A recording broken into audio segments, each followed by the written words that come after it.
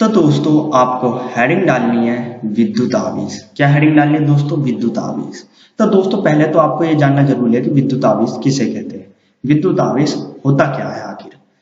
तो दोस्तों देखिए, किसी पदार्थ का वह गुण जिसके कारण उसमें विद्युत तथा चुंबकीय प्रभाव उत्पन्न होते हैं विद्युत आवेश कहलाते हैं। तो दोस्तों कहने का मतलब ये है, यदि हमारे पास दोस्तों कोई पदार्थ है, हमारे पास क्या है, कोई पदार्थ है और दोस्तों उस पदार्थ के अंदर विद्युत तथा चुंबकीय गुण उत्पन्न हो जाता है। कौन सा गुण उत्पन्न हो जाता है उस पदार्थ के अंदर? विद्युत तथा चुंबकीय दोनों गुण उत्पन्न हो जाते हैं। तो दोस्तों वह पदार्थ हमारा क्या कहलाएगा? विद्युत आवेश कहलाएगा। क्या कहलाएगा दोस्तों? विद्युत आवेश कहलाएगा। आप इस बात को जरा एक चित्र के माध्यम से समझिए। दोस्तों ये आप जो देख रहे हैं ना गोला सा, ये हमारा एक पदार्थ है। हमारा क्या है? एक पदार्थ है।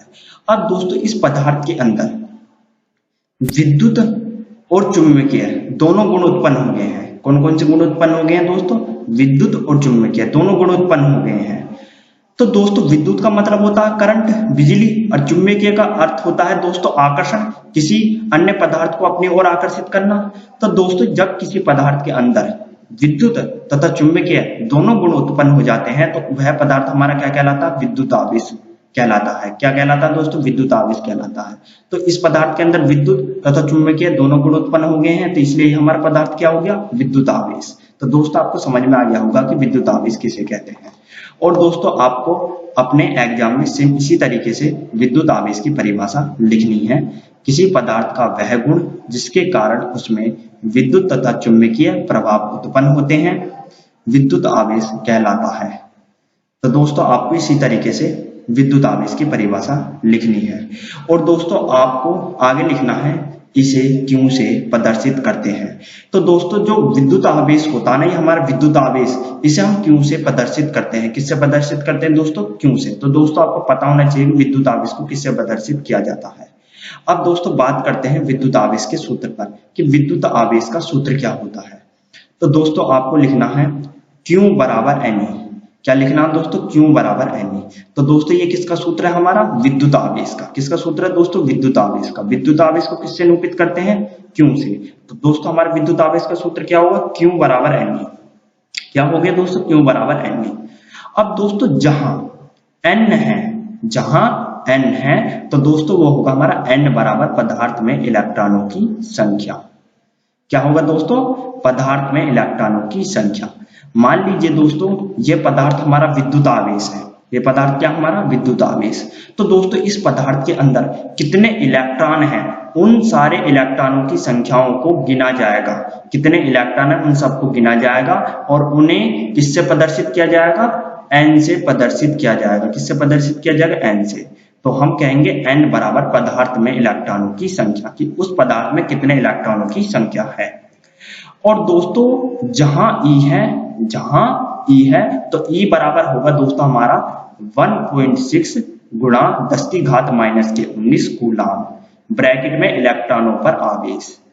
तो दोस्तों E का मतलब ये होता है कि हमारे पदार्थ के अंदर एक इलेक्ट्रॉन पर कितने आवेश है। एक इलेक्ट्रॉन पर कितने आवेश है? तो कितने आवेश है? 1.6 गुणा 10 की घात माइनस के 19 कूलाम। ये हमारे एक इलेक्ट्रॉन पर आवेश होता है। तो दोस्तों आपको समझ में आ गया होगा कि E का मतलब क्या है। तो दोस्तों आपको N का भी और E का भी दोनों का मतलब समझ में आ गया है। अब दोस्तों बात करते हैं विद्युत आवेश के मात्रक पर कि विद्युत आवेश का मात्रक क्या होता है।